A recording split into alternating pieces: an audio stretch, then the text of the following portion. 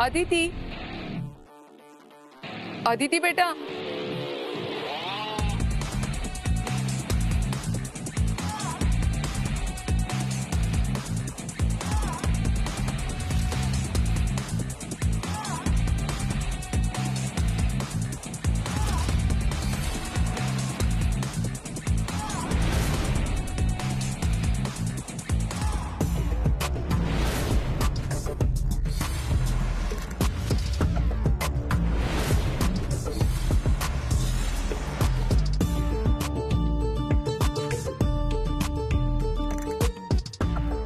Maugham, ही तू आहेस?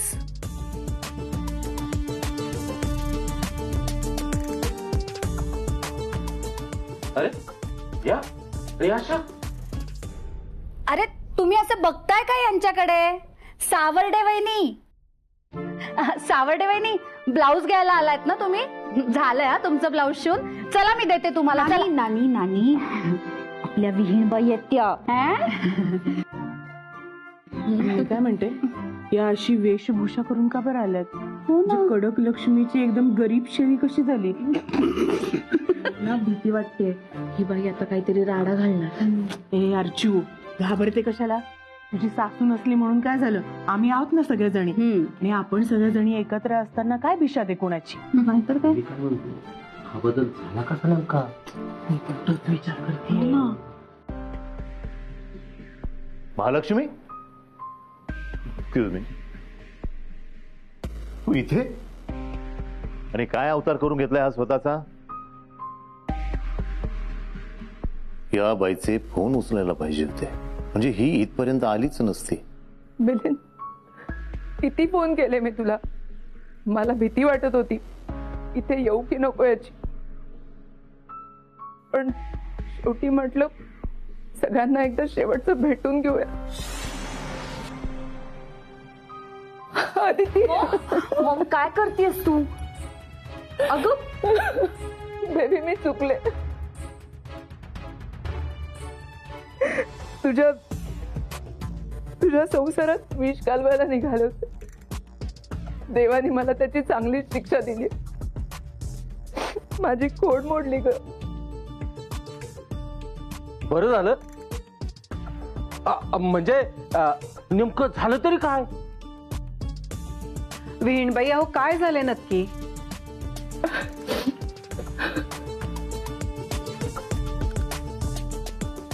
राघवनी फसवलं मला. सोनं नाणं पैसा अडका सगळं सगळं लुटून नेलं. माझं राहतं घर मिलिंदने विकायला काढलंय. त्यामुळे माझ्या डोक्यावरती चप्पर पण नाही आहे. पण ठीक आहे, मी एखाद्या आश्रमात जाऊन राहीन. पण जाण्याआधी माझ्या पोटच्या गोळ्याला एकदा डोळे भरून पाहायचं होतं मला.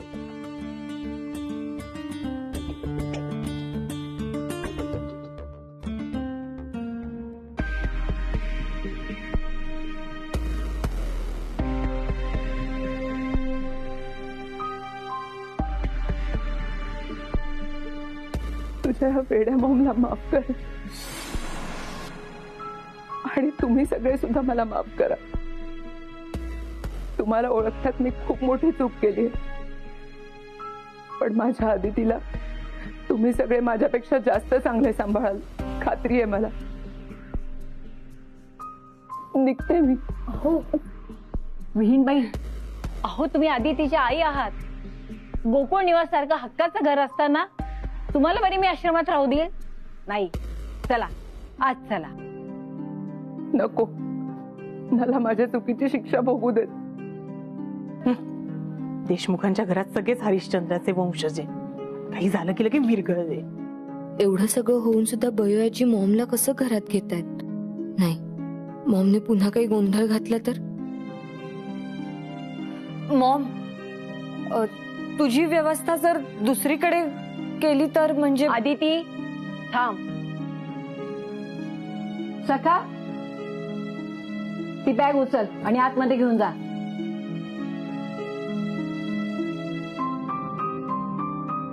तुमचे खूप उपकार झाले माझ्यावर. अहो उपकाराची भाषा नका करू. तुमच्या मुलीचंच घर आहे. या हक्काने राहा इथे. चला.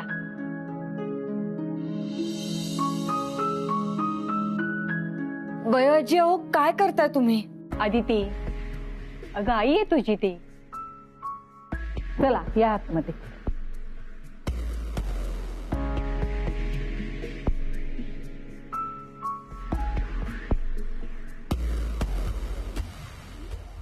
जावई बापू, कॅबचे पैसे द्याल प्लीज. माझ्याकडे दमडी सुद्धा नाही हो. कॅबवाला थांबलाय ना. हां प्लीज.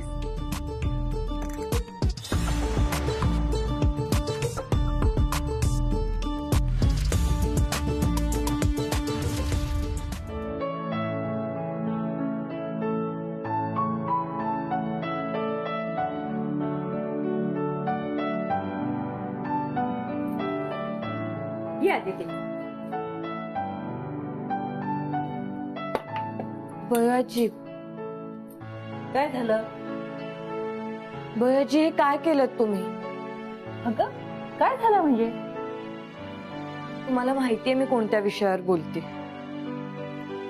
ती ग्लास घे. नाही बयाजी विषय नका ना बदलू. आदिती, अगं ती तुझी आई आहे. आई असली म्हणून काय झालं? मी स्वतःहून सांगते ना तुम्हाला की तिला जाऊ द्यायचं होतं. ती कशी वागली माहितीये ना तुम्हाला. तिच्यामुळे आपल्या घरातल्या कोणालाही त्रास झालेला नाही आवडणार मला. तुझ्या म्हणण्याप्रमाणे मी त्यांना जाऊन दिलास. अगं पण त्या राहिल्या कुठे असत्या? मी बघितलं असतं तिच्यासाठी एखादा फ्लॅट. वरचेवर तिला भेटले सुद्धा असते. पण गोकुळ निवासमध्ये मॉमने राहणं योग्य नाहीये. आदिती, तू एक गोष्ट विसरलीस. तुम्हाला काय कबूल केलं होतंस? ही मी माझ्या आई बाबांना सांभाळून घेईल. हो पण कबूल केलंस की नाही? हो. मग झालं तर. अगं कशी असली ना तुझी आई, तरी तिला तुझी खूप काळजी आहे. ही गोष्ट तितकीच खरी. हे बघ, घरातली सगळीच माणसं सारखी नसतात. कुणी साखरेसारखं गोड, ते मिठासारखं खारट, आणि या लिंबासारखं कधी गोड तर कधी आंबट. अगं मोठ्या कुटुंबाची ही तर गंमत आहे. सर्व चवी एकाच ठिकाणी एक पडतात. बरोबर ना? हे बघ, विहीणबाईंना काय हवं नको ते बघ.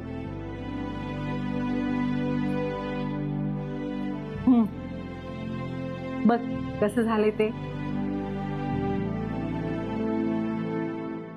मग ही बॅग ठेव इथे. हे हो हो ठेव. किती करतोस रे गुणाचा ग माझा मुलगा. हे काय? हिची बॅग इथे कोणी आणली? मी आणलं. उचलते. अरे त्याच्यावर कशाला रागवतोस मिलिंद? मीच सांगितलं होतं त्याला. सखा ठेव बॅग खाली. मिलिंद अरे असं काय करतोस? आपला डिवोर्स झालाय म्हणून काय झालं? मी कुठे जाऊ आता? आणि हे बघ, तुझ्यासोबत ही रूम शेअर करायला मला काहीच प्रॉब्लेम नाहीये. पण मला प्रॉब्लेम आहे. आपला डिवोर्स झालाय ना, मग आता नो एक्सक्युजेस. तू कुठेही जा, कुठेही राहा, पण माझ्या रूम मध्ये थांबायचं नाहीये. सखा बॅग उचल. सखा बॅग ठेव. सखा बॅग घे. सखा सखा निघ. डॅड, मॉम, येऊ ठरवा दोघ जण. बॅग कुठे ठेवायची ते मी ठेवतो तिकडे. मी तुला सांगितलं ना, बॅग बाहेर घेऊन जा. मी ह्या बाई सोबत राहू शकत नाही आणि कधी राहणारही नाहीये. मिलिंद अरे असं काय करतोस? मान्य आहे मला आपला डिवोर्स झालाय. आदिती तर मुलगी आहे ना आपली. माझा जीव तिच्या काळजीमुळे तुटतो रे. मान्य आहे तिच्या काळजीपोटी मी अनेक चुका केल्यात, पण माझा हेतू तर वाईट नव्हता ना. मॉम डॅड, तुम्ही दोघही जरा शांत व्हा. हे घे, लिंबू पाणी पी, बरं वाटेल.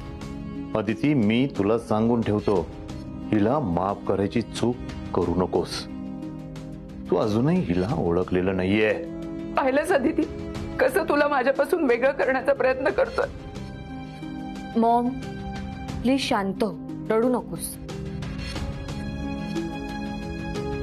डॅड, जाऊ दे, मीच जाते इथून कुठेतरी. तू जरा रडणं थांबवशील का प्लीज? काही गरज नाहीये कुठे जायची. चल माझ्या बरोबर, मी दुसऱ्या खोलीत घेऊन जाते तुला. सिस्टर राहू दे, मी घेतो. चल ये.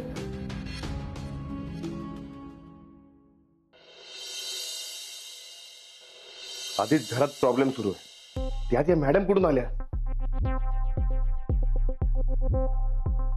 हेच तर मी आदितीला समजावून सांगण्याचा प्रयत्न करतोय की आदिती बेटा, तुझ्या मॉमवर पुन्हा विश्वास ठेवू नको. पण आदिती, तिला आलाच पुन्हा पुळका त्या महालक्ष्मीचा. सर, मग आता काय करायचं? हे बघ सिद्धार्थ, तू काहीही कर, पण त्या बाईला घराबाहेर काढ. अरे सांग ना तू तसं तुझ्या घरच्यांना. हो सर, काय बोलताय तुम्ही? असं कसं करू मी? आदितीच्या मनाचा विचार करायला नको का? तिला दुखवायचं नाहीये मला. हे बघ, पण हे आदितीच्या आणि देशमुखाच्या चांगल्यासाठीच मी सांगतोय ना. हे बघ, आदितीला वाईट वाटेल, पण जे खरं आहे ना ते सांगायला हवं की नाही? सॉरी बेटा, मी तुझ्या मॉमवर जरा भडकलो. यांना अचानक काय झालं? आता आदितीच्या विरोधात बोलत होते, आता तिला सॉरी बोलतायत. नाही ठीक आहे ते, पण डॅड, अरे तिला तरी माझ्याशिवाय कोण आहे आता? सांभाळून घ्यायला हवं तिला.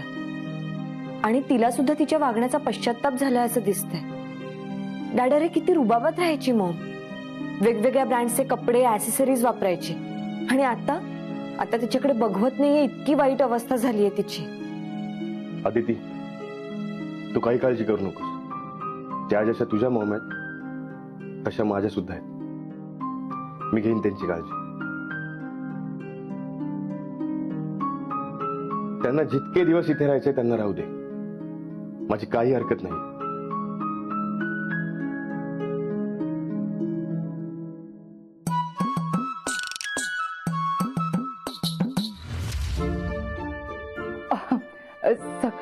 सखा रे, किती काम करशील?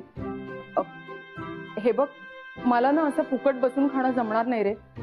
त्यापेक्षा थोडं घरकामात मदत करते ना. मॉम, तुम्हाला खरंच काम करायचंय? मी एक काम करतो, मी आहे ना दिवसभराची कामं सगळी वाटून घेतो. त्याचं काय आहे, सकाळी आहे ना फार कामं असतात. मी एक काम करतो, मी आहे ना बाहेरची कामं करतो, तुम्ही घरातली कामं करा. मॉम, तुम्हाला गोटा साफ करायला जमेल का? नाही नको, तुमच्याकडे नाही होणार. सासूबाईंशी झालं माझं बोलणं. विचारलं मी त्यांना बयोबाईंनी दिलेल्या तिजोरीच्या चावीबद्दल. मग काय म्हणाली? म्हणाले, अगं विचारतेस काय, लगेच परत नेऊन दे. बघ, मी म्हटलं तर तुला, मला खात्रीच होती. तेच बरोबर होतं. ती सांगत तिकडची बी रूम साफ करायची. सखा, ती कामाची लिस्ट तुम्हाला नंतर सांग. हा हा.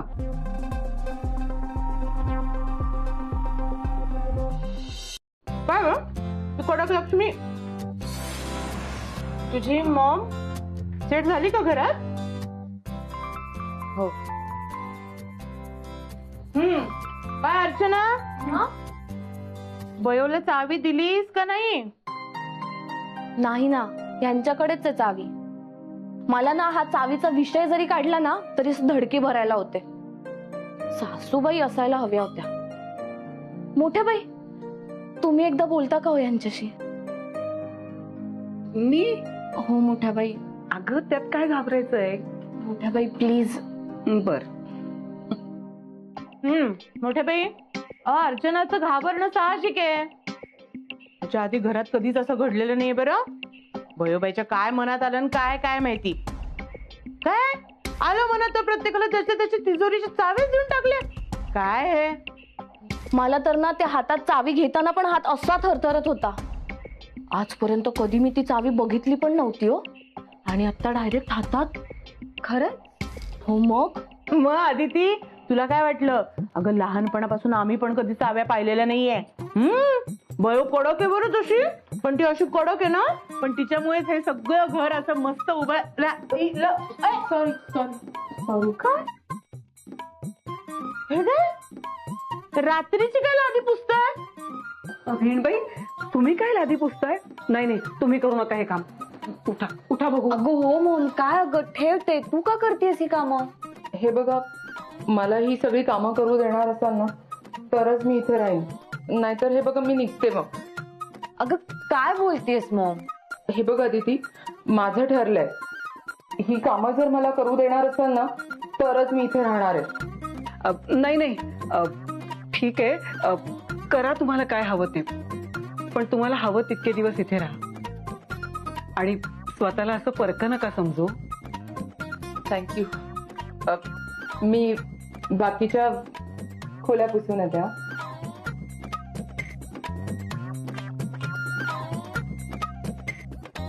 देख, परिस्थिती माणसाला किती बदलायला लावते बघितलंत ना. पण आपण कामवाली बाई कधी ठेवली? आणि सखाला कामावरून काढलं की काय?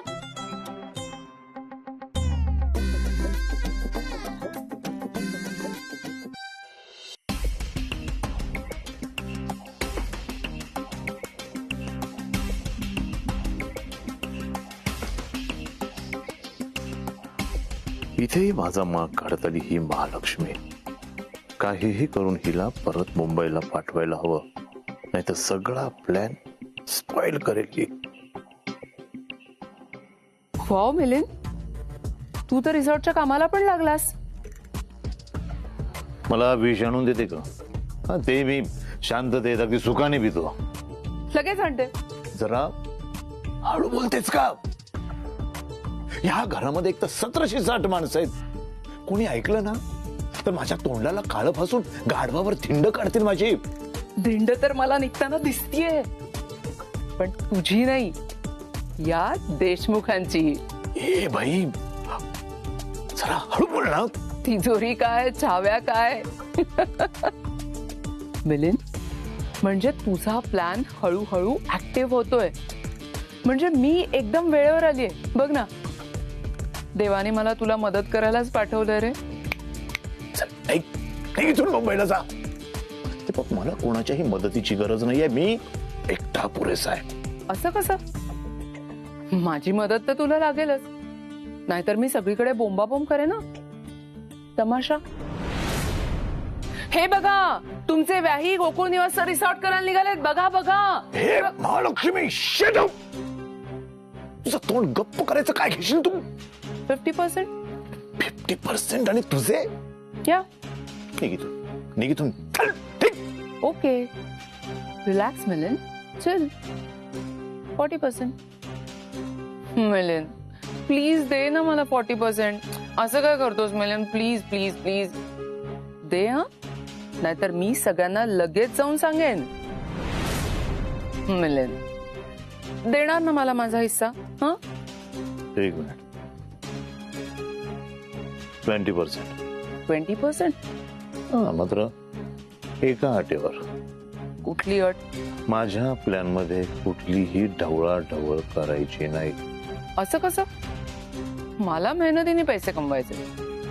हे असे भिकाऱ्यासारखे तोंडावर फेकलेले पैसे नको आहेत मला, नाहीतर मी तमाशा करेन. तमाशाशिवाय तुला दुसरं येतच काय?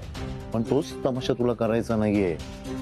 माझी ना स्ट्रॅटेजी जरा वेगळी आहे. तुझ्यासारखा बिंडोक गाव गजर करत नाही मी.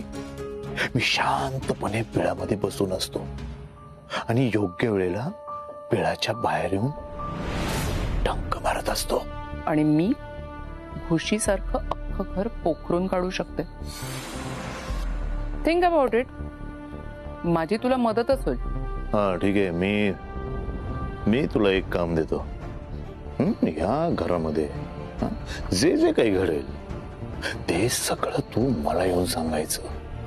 ओके, आता तू बघच कशा एकेकाच्या चाव्या फिरवते ते.